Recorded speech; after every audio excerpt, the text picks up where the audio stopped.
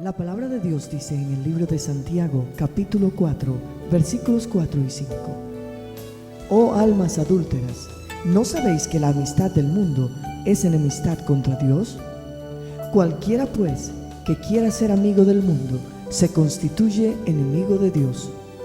¿O pensáis que la Escritura dice en vano, el Espíritu que Él ha hecho morar en nosotros nos anhela celosamente?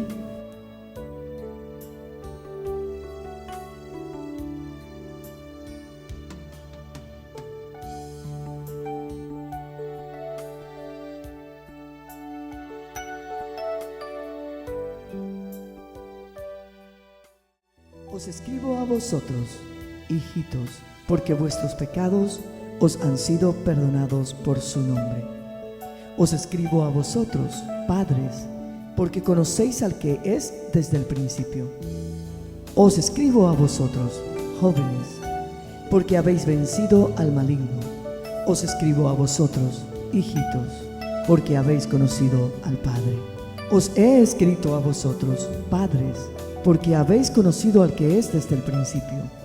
Os he escrito a vosotros, jóvenes, porque sois fuertes y la palabra de Dios permanece en vosotros y habéis vencido al maligno. No améis al mundo, ni las cosas que están en el mundo. Si alguno ama al mundo, el amor del Padre no está en él. Porque todo lo que hay en el mundo, los deseos de la carne, los deseos de los ojos y la vanagloria de la vida, no proviene del Padre, sino del mundo. Y el mundo pasa y sus deseos, pero el que hace la voluntad de Dios permanece para siempre. Las dos veces que menciona hijitos, fíjese bien que cuando menciona hijitos le hace memoria de que ya sus pecados le han sido perdonados y que ya han tenido el conocimiento de Dios como Padre. Son las primeras experiencias conscientes, ¿no?, que tenemos cuando hemos nacido de nuevo, ¿no?, en el cristianismo. Y le recuerda y le dice, sus pecados han sido perdonados por el nombre de Jesús. ¿Comprenden? Entonces, por el nombre de Jesús. Cuando se refiere a los jóvenes, fíjese bien que le dice, los jóvenes que son aquellos que van en un camino a la madurez, ya en el nivel espiritual me refiero, ¿no? Van ya en un camino, ¿no?, a la madurez. Le dice que son fuertes y le dicen que han podido vencer al maligno. Van venciendo al maligno y les da la razón. Le dice porque la palabra de Dios permanece en sus corazones, ¿no? Porque la palabra de Dios permanece en ustedes. Esa les da la razón por la cual es que están venciendo todo aquel que ya va camino a la madurez. Cuando refiere a los padres, entonces diríamos que se está refiriendo a lo más espiritualmente, los más adultos, no espiritualmente, los más adultos ya por el conocimiento que ellos han venido teniendo, la madurez que han adquirido, el conocimiento de Dios a través de los años. Amén. Pero bueno, la palabra de Dios, aunque fue escrita tantísimos años atrás, cuando viene a nosotros, cuando Dios la da, para nosotros tenemos que traerla entonces, ¿no?, al día de hoy. Tenemos ahora que actualizarla. Y quiero que empezamos a entender que no le está hablando aquí el Señor a través del apóstol Juan, no le está hablando a aquellos hijitos, ni a aquellos jóvenes, ni a aquellos padres, sino que el Señor nos está hablando a los hijitos de acá, a los jóvenes de acá y a los padres de acá. En esta tarde lo que nos quiere decir es lo siguiente. Así es que, hijitos, ya sus pecados han sido perdonados por haber creído en el nombre de Jesucristo. Jóvenes, son fuertes. Así que son fuertes. Tienen la palabra de Dios morando en ustedes. Mientras tengan la palabra de Dios morando en sus corazones, tan arraigada en su corazón, van a seguir venciendo al diablo. Padres, los que son más maduros, ya han ido conociendo, han ido madurando. Saben ya quién es desde el principio. Han ido madurando ya en el conocimiento de Dios. Por tanto, entonces viene la advertencia, porque Él está recordando todas estas cosas. Fíjense lo que nos dice hoy el apóstol. Así es que no améis al mundo, ni las cosas que están en el mundo. Le dice, no améis al mundo, ni las cosas que están en el mundo. Les comienza a decir, después de haberle señalado a cada uno ya nivel, o sea, le está hablando a cristianos. Le está hablando a personas que han nacido de nuevo. Le está hablando a personas que han conocido ya el perdón de Dios, que han sido lavados por la sangre de Cristo. Le dice, no améis al mundo ni las cosas que están en el mundo, y seguramente le va a dar 3 razones. Y la primera razón se encuentra ahí mismo, en el mismo versículo 15. La primera razón, fíjese lo que le dice. Dice, si alguno ama al mundo, el amor del Padre no está en él.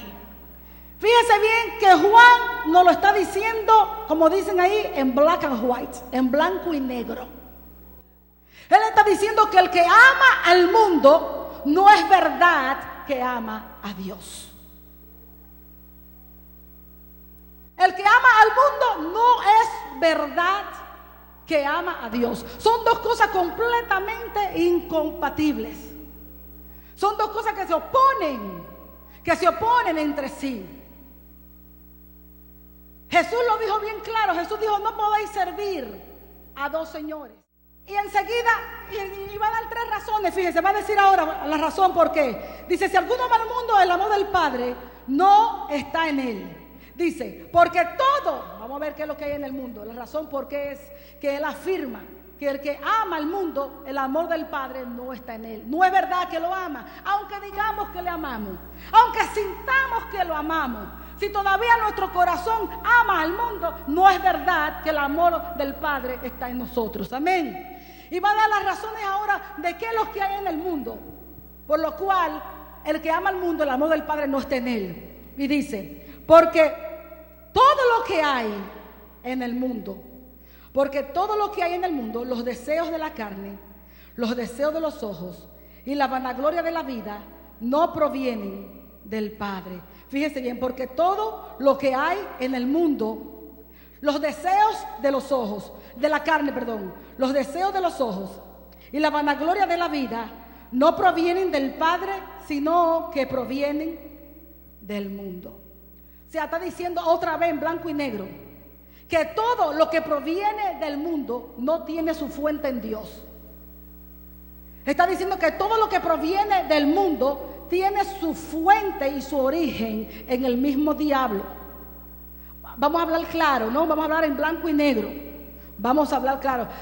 Y nosotros, y en esta misma carta, en el capítulo 5, en el versículo 19, establece claramente y dice, sabemos que somos de Dios y que el mundo entero está bajo el maligno.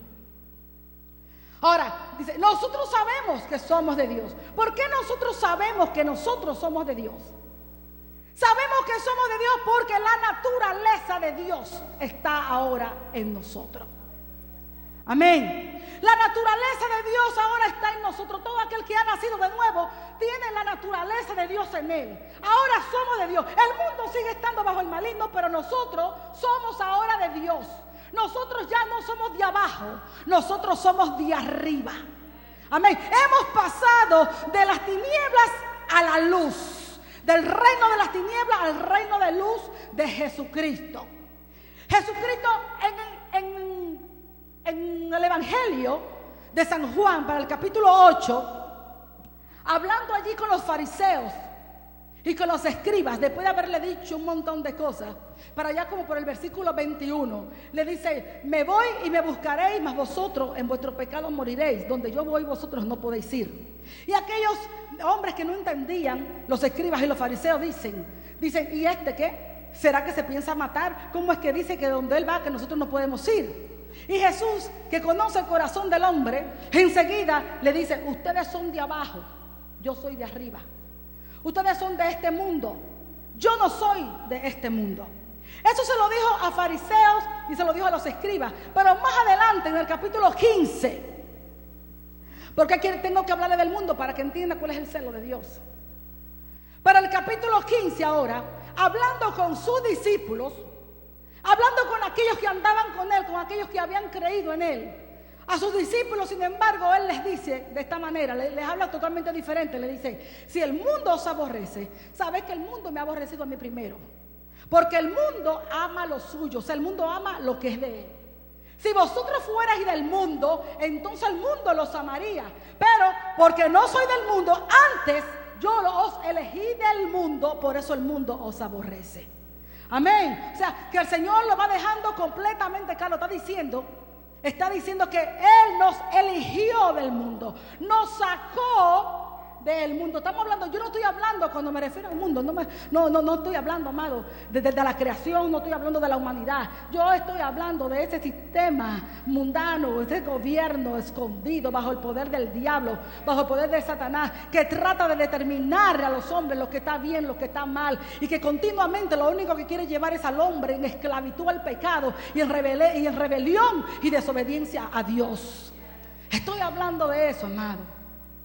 Estoy hablando de esa batalla, de esa lucha que hay continuamente. En que, sí, el diablo es el enemigo de Dios. El mundo está bajo la potestad del príncipe de las tinieblas. Y es enemigo de Dios. Un contraste más grande que este no vamos a encontrar. Fíjese qué contraste es este. Son enemigos.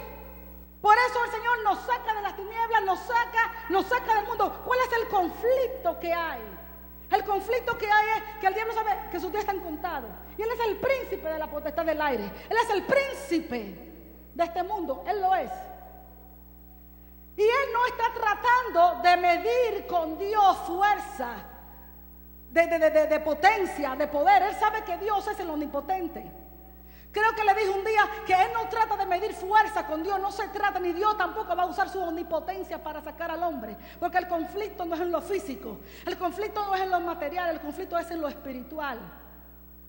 El conflicto espiritual que hay es que desde un principio desde el Edén, el hombre, al desobedecer a Dios, demostró que amaba más al diablo y que él era más fiel al diablo, lo que el diablo decía que lo que decía Dios. Y desde entonces es el mismo conflicto hasta hoy. El conflicto entre Dios y Satanás, fíjese bien, ellos, ni siquiera están ellos en una misma categoría. Uno es una criatura y el otro es el creador. Amén. Dios no tiene principio, no tiene fin. El diablo sabe que sus días están contados, que tiene un fin. Entonces, no se trata de una clase de lucha ni de batalla física, sino espiritual. El diablo lo que quiere ver es si Dios logra sacarlo del corazón del hombre que tanto le gusta el gobierno de él y que tanto le gustan los placeres y los ofrecimientos que él da en el mundo. Y después que te ha sacado, respetando ambos el libre albedrío, porque Dios respeta tu libre albedrío. Si Dios respeta nuestro libre albedrío, el diablo cuanto más tiene que respetarlo. Entonces, respetando ese libre albedrío, a ver si el hombre, si puede Dios sacarlo al hombre, a ver si el hombre decide por Dios, si decide creerle a Dios antes que a él, si decide servirle a Dios antes que a él, a ver si le atrae más el gobierno de Dios que el gobierno que él tiene establecido, que tanto ofrecimiento de placer le da al hombre.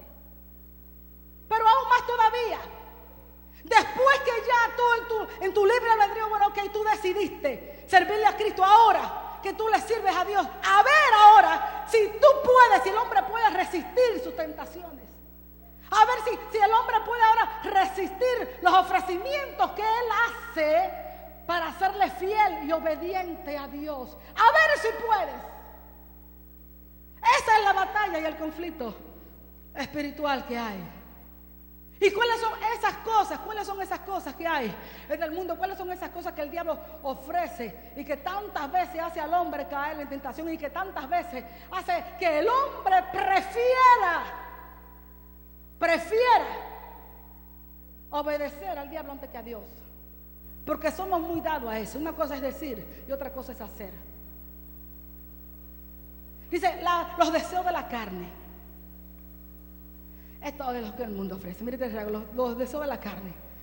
¿Cuáles son los deseos de la carne? Yo no estoy hablando de los deseos biológicos, naturales, normales. Estamos hablando de las pasiones desenfrenadas, del abuso de actos naturales que evidencian una corrupción por el pecado. Estamos hablando, incluye la sexualidad, incluye la codicia. Incluye la sexualidad sin tener en cuenta las normas divinas, incluye la embriaguez, incluye la glotonería y toda clase de vicios y de adicciones.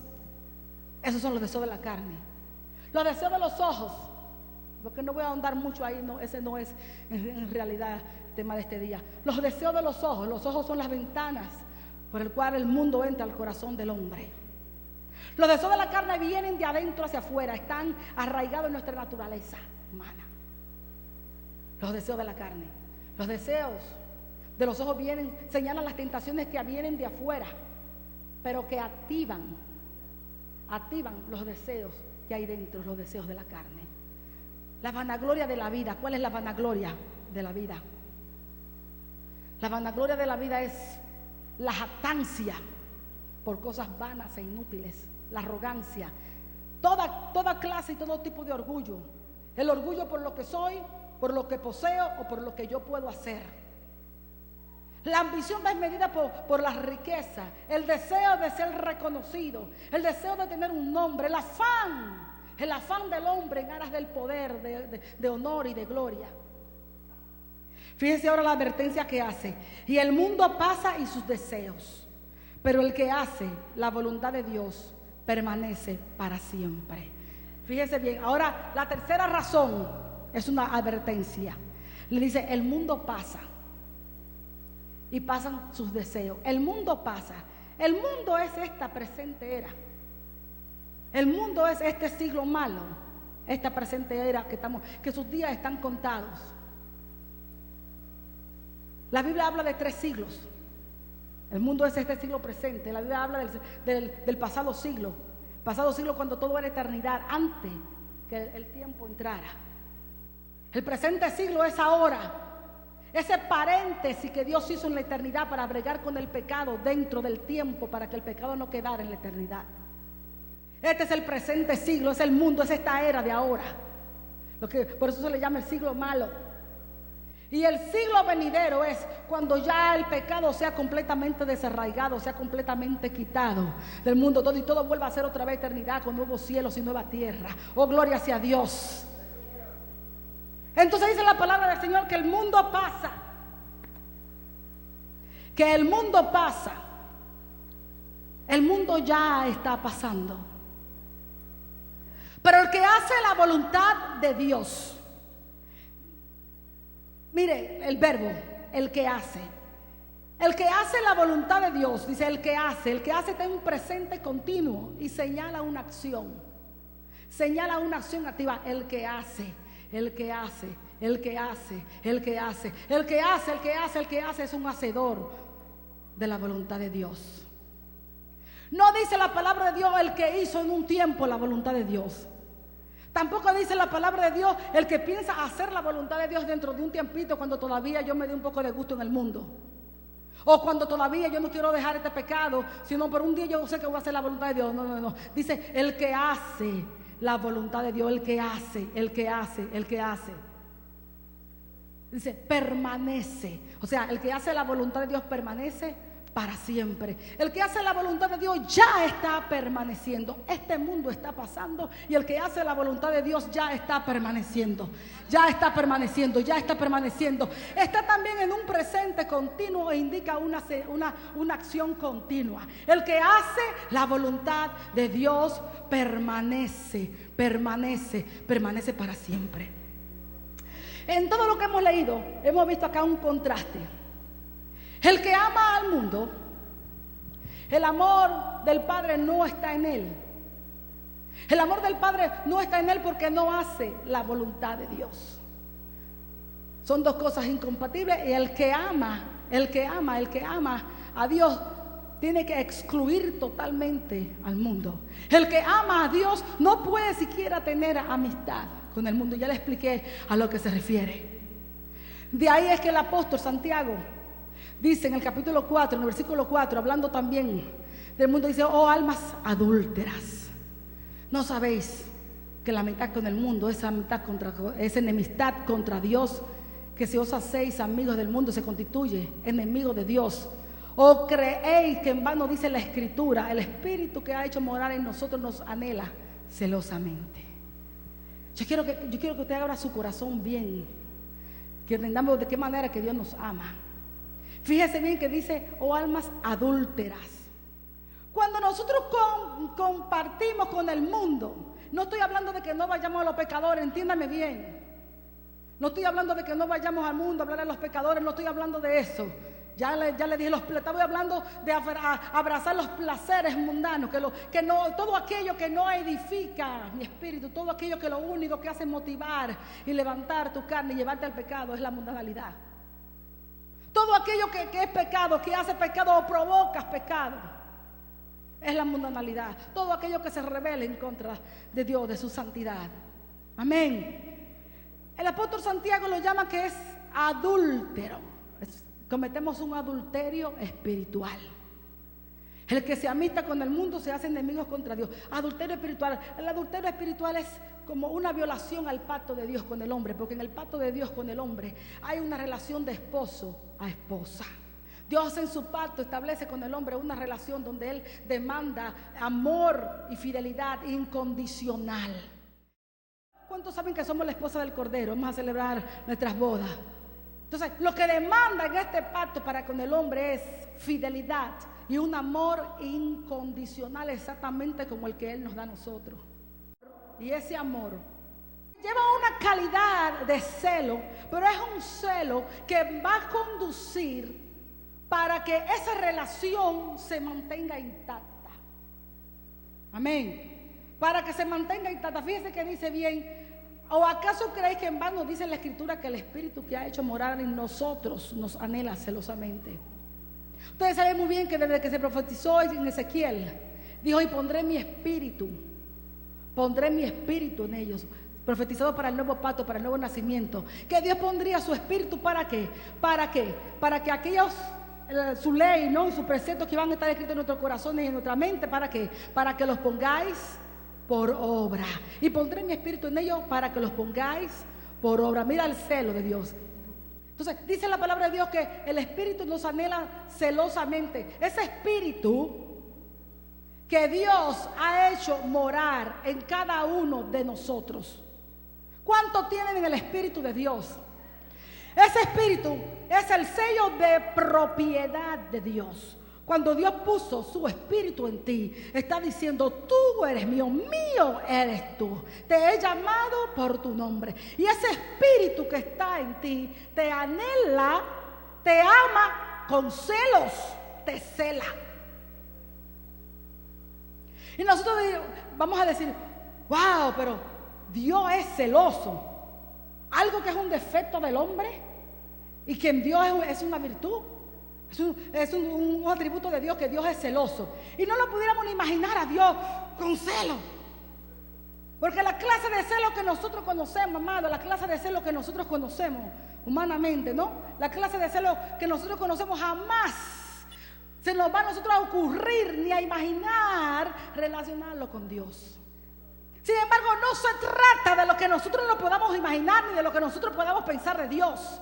Porque nosotros de Dios no podemos ni siquiera pensar acerca de cómo es Él, ni tampoco podemos pensar acerca de ninguno de los atributos de Dios.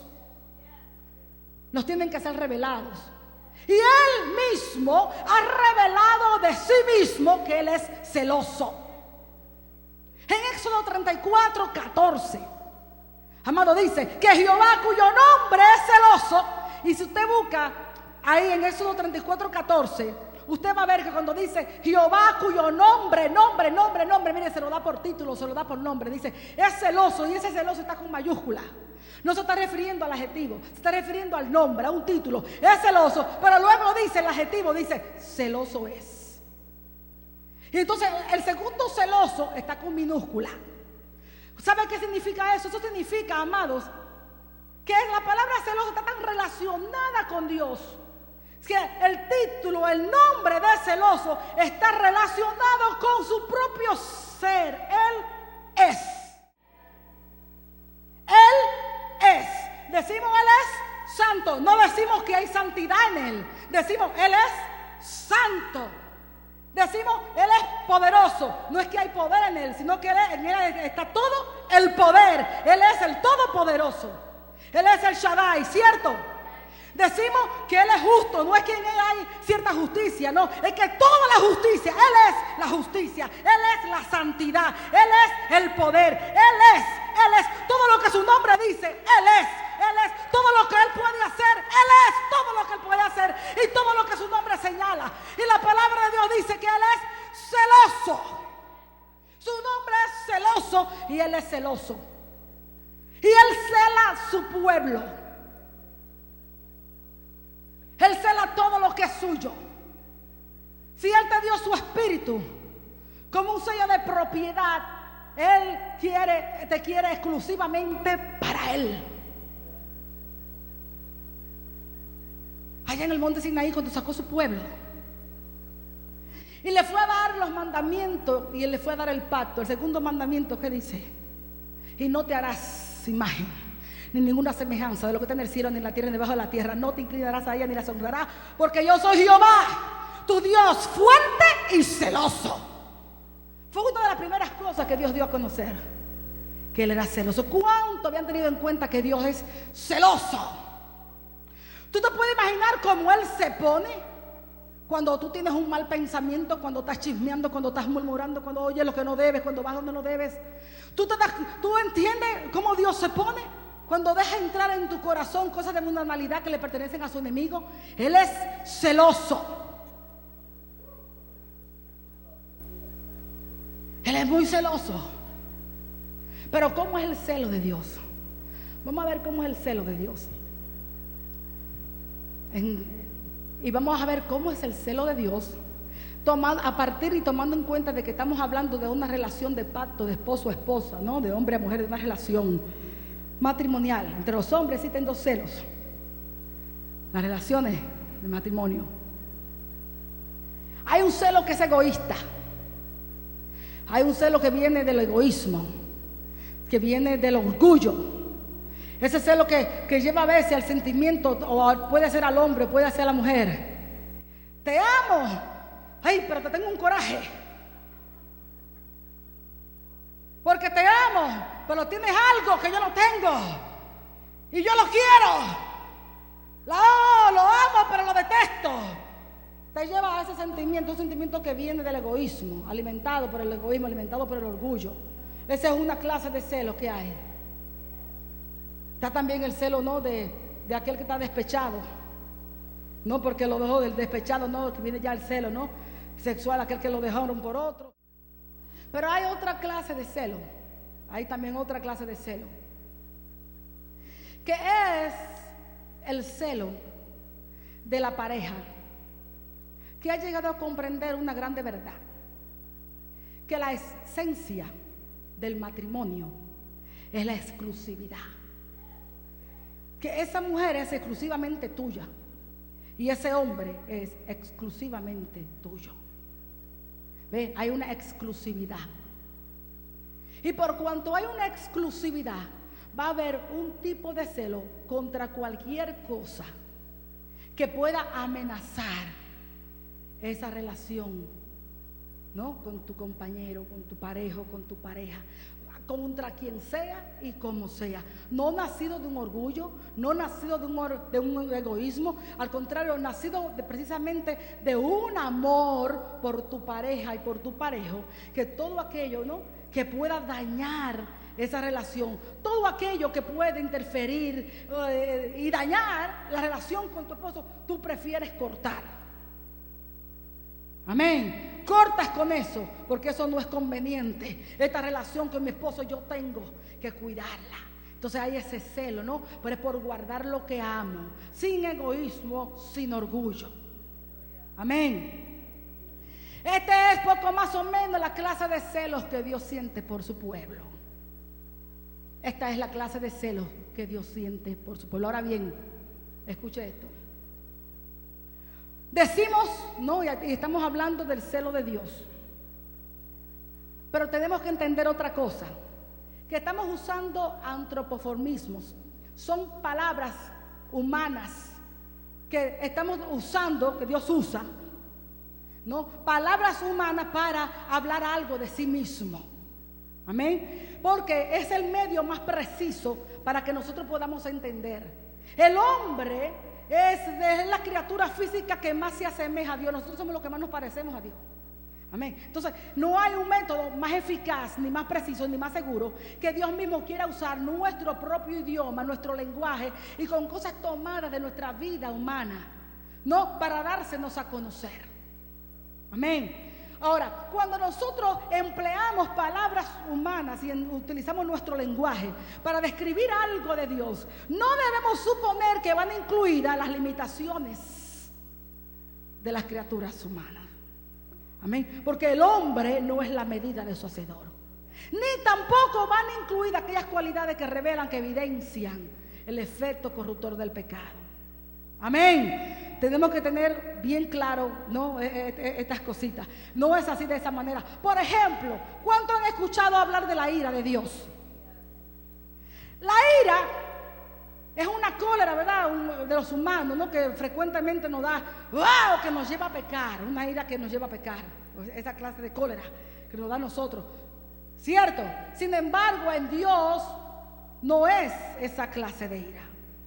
En Dios, la ira de Dios es una manifestación de la perfección de su carácter. Porque la ira de Dios es su santidad disponiéndose a actuar contra el pecado. Amén. La ira de Dios, disposición, la decisión que hace Dios, es la decisión de Dios de castigar el mal. ¿Ve? O sea que son cosas completamente diferentes. Amén. Así mismo también el celo que Dios siente por su pueblo, no es un celo nacido porque se siente frustrado, despechado, ni con orgullo, sino que es un celo por cuidar su relación que tiene con su pueblo. En el Antiguo Testamento podemos ver muchísimas veces cómo el pacto de Dios con Israel se manifestaba y se hablaba con una relación de marido a mujer. Cuando Israel falló en aquel pacto, cuando leemos en Jeremías 31, ¿qué es lo que dice? Aquí viene el día, dice: yo vengaré un nuevo pacto con la casa de Israel y con la casa de Judá, no como aquel pacto que hice con sus padres, cuando de su mano los saqué de Egipto, aunque fui yo a ellos como un marido. ¿Ve? Y en más de una ocasión nosotros vamos a descubrir esto y vamos a encontrar eso, amado. En más de una ocasión, siempre se manifestaba así, en una relación de marido y de mujer. Y nosotros en el Nuevo Testamento, que dice Jesús que nosotros somos ¿qué? Que nosotros somos ¿qué? Somos su novia, pero nosotros vamos a ser la esposa del Cordero. Entonces, ¿qué sucede con esto?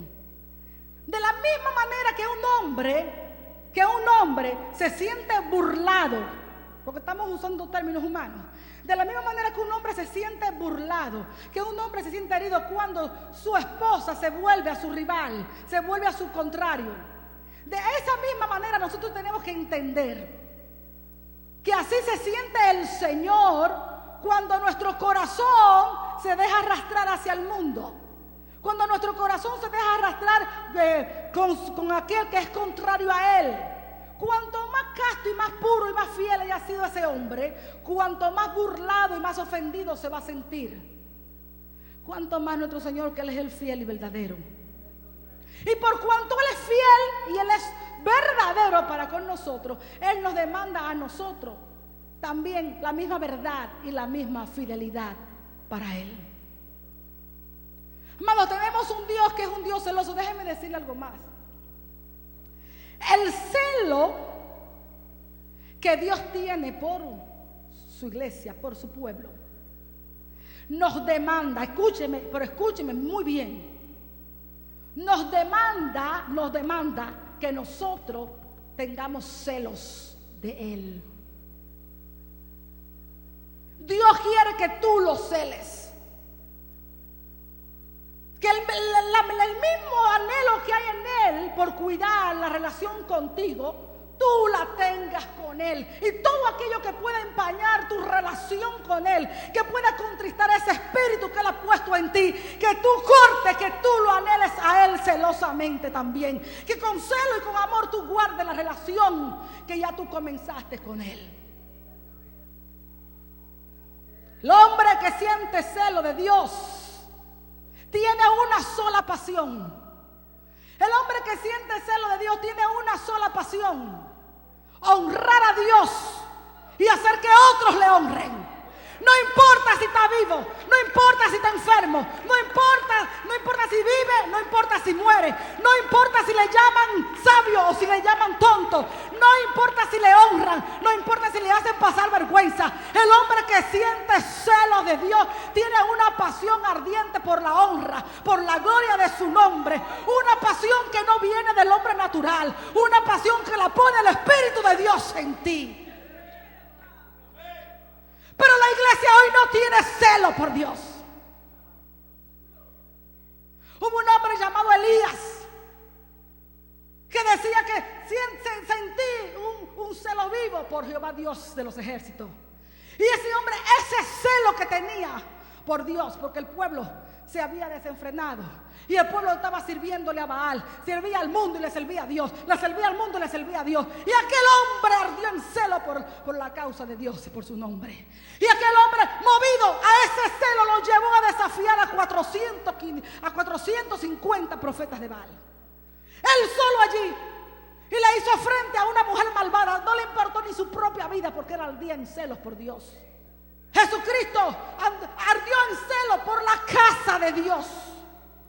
El celo de tu casa me consume. Y ustedes saben lo que hizo, cómo tiró abajo todas las mesas de todo lo que se estaba haciendo allí. Y todo ese desorden, cuando era el lugar de adorar a Dios, era el lugar del Señor. Y sintió celos. El apóstol Pablo dice que tenemos que tener celos de buenas obras. Jesús, el mismo Jesús, en una de las cartas, las 7 cartas a las iglesias, en el capítulo 3 de Apocalipsis, cuando escribe la Odisea, ¿qué le dice a la Odisea? Le dice: mira, conozco tus obras. Es aquí, ni eres frío ni eres caliente. Ojalá fuera frío o fueras caliente, pero por cuanto eres tibio, te vomitaré de mi boca. Y después le advierte y le dice: porque yo reprendo a los que amo. Así es que mira, arrepiéntete y sé celoso. Arrepiéntete. O sea, que Jesús en esta carta a la Odisea nos revela que cuando no sentimos celos por Dios, le estamos ofendiendo a Él. Le dice: sé celoso y arrepiéntete. Ahora, yo voy a preguntar, porque cuando Dios da una palabra, amado, no es solamente para aprender algo más. Vámonos a aplicar ahora.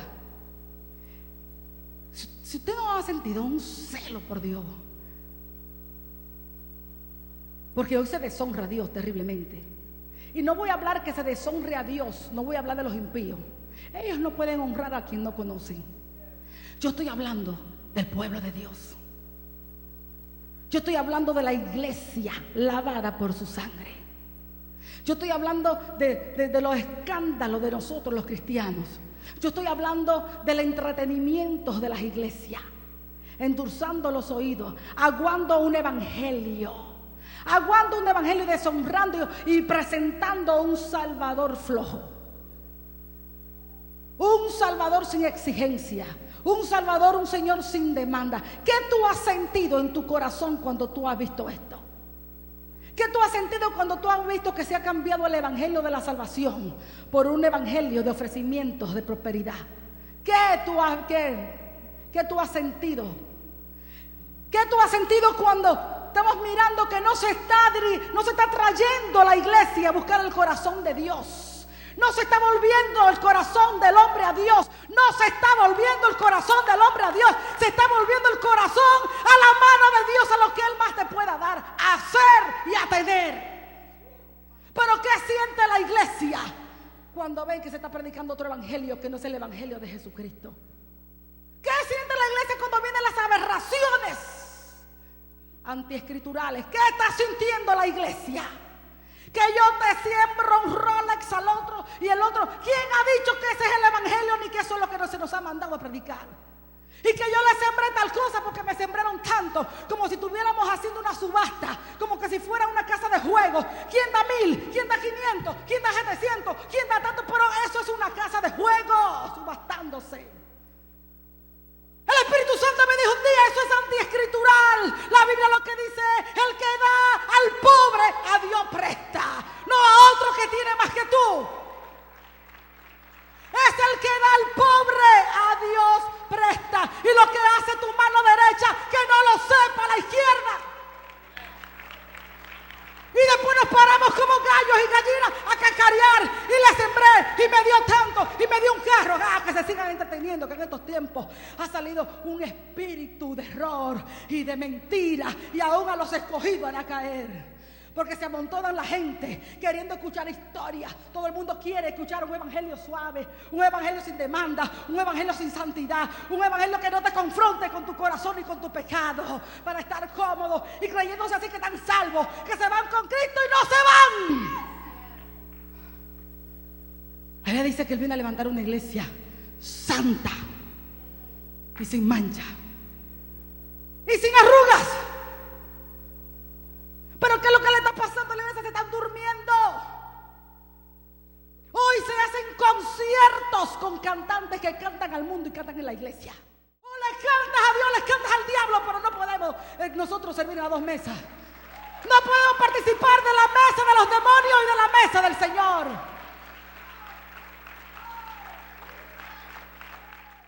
Está cantando en el mundo y canta en la iglesia y lo buscan para hacer conciertos. Y lo peor no es eso. Lo peor no es que los ministros, que es malo, los ministros lo están trayendo, lo están llevando. Pero lo peor es que allá va el montón de cristianos a mirarlos, van a apoyar. Tan partícipe tú eres como el que lo trae, como el que lo apoya. Estamos haciéndole tropiezo al mundo. El mundo no puede hoy diferenciar, no puede establecer la diferencia entre los que son y los que no lo son por culpa de la iglesia misma. Es nuestra culpa. Y tenemos que arrepentirnos de eso. O creemos que le servimos a un Dios santo, o nos callamos la boca y dejamos de ser hipócritas. ¿Dónde está la palabra de Dios morando en tu corazón? ¿Qué es lo que has aprendido? ¡Ya basta! Es que ya basta, o es santo o no es santo. Si ellos pueden cantar en la iglesia y pueden cantar en el mundo, entonces nosotros podemos el sábado ir a bailar y el domingo venir a danzar a la iglesia. No hay diferencia. Dios es el mismo de ayer, de hoy y de siempre.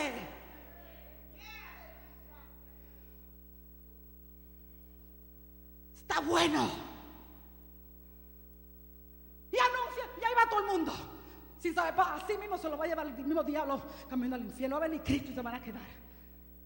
O la palabra de Dios, todo lo que dice es verdad, o no creemos nada. O no creemos nada. Él es bueno, Él es bueno. Él es santo, Él es santo. Pero Él es fuego consumidor. Y no va a dar por inocente al culpable. ¿Dónde está el celo? Dios nos cela. Cuando esas cosas se hacen, ¿qué está sintiendo el Señor? Por los que traen y por los que van a curiosear. No que para atraer más gente. Si es para atraer, que esa es la excusa del diablo, para atraer a los pecadores, entonces estoy diciendo que el evangelio no es suficiente, que no hay poder en la palabra de Dios. Y la Biblia dice que el evangelio es poder de Dios para los que creen. La palabra de Dios tiene que ser suficiente. Las almas de nuestras milicias no son carnales, son poderosas en Dios para la destrucción de fortaleza y llevar cautivo a todo pensamiento que se opone a obediencia a Cristo.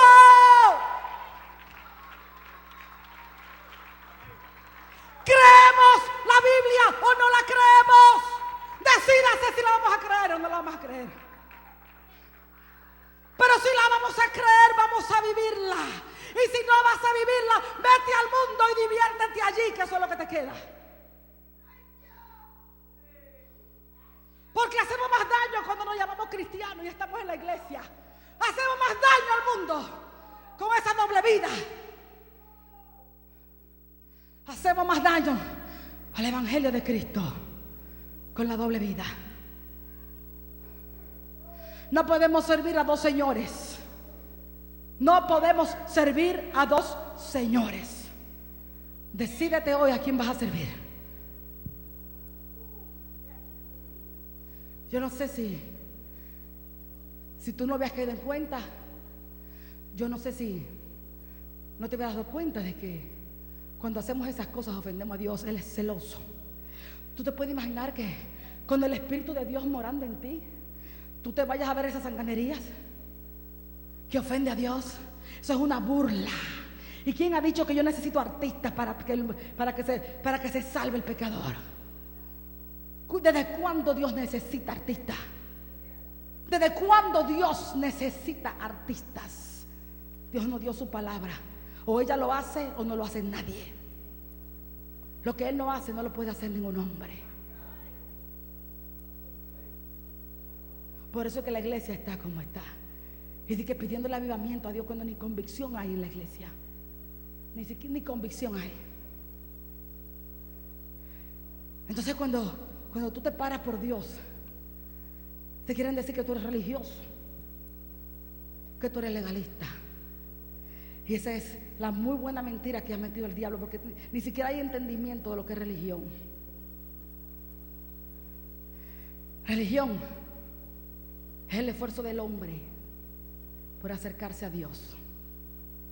Y no hay nada que el hombre pueda hacer. Esa es una religión falsa, porque no hay nada que el hombre pueda hacer para acercarse a Dios. De la única manera que el hombre se puede acercar a Dios es por lo que Dios hizo por el hombre. Pero hay una religión que agrada a Dios. Y usted lo puede ver ahí en el libro de Juan. Perdón, en Santiago, gracias. En Santiago, en el capítulo 1, creo que por el versículo 29, por ahí, por el final. Hay una religión sin mácula que agrada a Dios. Dice, asisten a los huérfanos, asistan a la viuda y apártese de toda mancha del mundo. Esa religión le agrada a Dios. Amén. Porque cuando te apartas de todo lo que es profano, es que se ha perdido el discernimiento de lo que es santo y lo que es común. Se ha perdido el discernimiento de lo que es verdad y lo que es mentira. Se ha perdido porque el cristiano ha querido estar en dos aguas. Ha querido estar alimentando su carne. Y le estás haciendo, y Dios te va a pedir cuenta por esas vidas a las que les ha sido tropiezo, que pudieron venir y tú mismo le fuiste tropiezo. Y le dice, despiértese, despierte y sé celoso y arrepiéntete. Y con la autoridad y la seguridad de que el Señor dio este mensaje hoy, porque algunos, aunque sea uno, necesitaba saber esto. Yo te voy a pedir hoy, así mismo como Él le dice a esa iglesia, arrepiéntete y sé celoso. Si hay alguna persona que no ha sentido esa ira santa por causa de su nombre, que no ha sido celoso para con Dios. Cuando hablo celoso, no estoy señalando al mundo, el mundo no le conoce. Yo estoy hablando de nosotros, amado. Yo estoy hablando de su pueblo. Y quizás participado, no sabías, no entendías que hay que ser celoso. Tenemos que celar a Dios, donde quiera que se agüe su evangelio, su palabra, donde su nombre es deshonrado.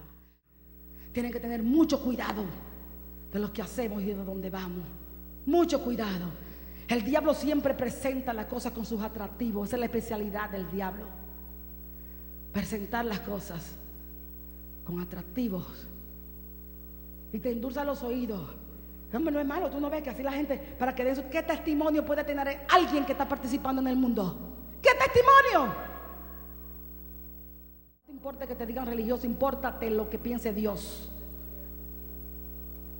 Eso es lo que nos tiene que importar. Estamos tan afanados por ser aceptados por los demás. Nos afanamos tanto en ser populares y aceptados. A mí qué me importa. Dios es suficiente. Porque hasta en eso lo provocas a celo. Él es suficiente para ti. Él es suficiente. Padre, en el nombre de Jesús te doy gracias, Señor. Te doy gracias por esta tu palabra, Dios. Gracias, Señor. Yo te doy gracias, Dios. Gracias por amarnos, Señor. Gracias por celarnos. Escucha esta palabra. Sabes que Dios, esta palabra la mandó para ti porque te ha estado celando. Te anhela y te ama con celo y te cela y no te quiere compartir con nada ni con nadie. Él quiere una relación exclusiva para Él. Que tú hagas solamente lo que a Él le agrada. Que tú hagas solamente lo que honre su nombre, porque para alabanza de su gloria nos llamó. Para alabanza de su gloria. En la oración de Juan, en el capítulo 17, la oración de Jesús, una de las últimas oraciones, oraba al Padre y decía: Señor, no te pido solamente por esto, sino por lo que han de creer por la palabra de ellos. Mira, Padre, que están en el mundo, pero no son del mundo, porque yo tampoco soy del mundo. No te pido que lo quites, Porque hay un trabajo que hacer. Entonces Jesús decía, no te pido que lo quites, te pido que lo guardes del mal, porque están en el mundo, pero no son del mundo. Esta mañana yo leí esa oración de Juan 17 y conté 18 veces, en un capítulo de 26 versículos, conté 18 veces la palabra mundo. Y la mayoría de las veces era siempre hablando de líbralos del mundo, guárdalos del mundo, no son del mundo. El mundo me aborreció a mí y también los aborrece a ellos. Por eso te pido, cuando yo estaba con ellos en el mundo, yo los guardé. Pero ahora, Dios, glorifícame con aquella gloria que tuve contigo, guárdalo para que ellos también sean uno. Amado, oraba al Señor aquí desde acá y clamaba. Y no solamente por aquello que me diste, Señor, sino por todos aquellos que habrán de creer por la palabra de ellos. Nosotros hemos creído por la palabra de ellos en la Biblia, fundamento de los apóstoles, y hemos creído. Que te sea de sumo gozo saber que Dios te ama y te cela, que Dios te ama y te cela, tiene celos, porque quiere guardar esa relación contigo en pureza, en santidad. Dios te ama. ¿Cuándo la iglesia va a entender que nuestro Señor nos ama? Nos ama, nos ama. Dios nos ama con celo. Somos su prometida. El Espíritu Santo son las arras que nos han sido entregadas. Somos la prometida de Jesús y tenemos que serle fiel. ¿Cómo vamos a fallarle? ¿Cómo vamos a serle infiel a aquel que nos amó y con su sangre nos limpió?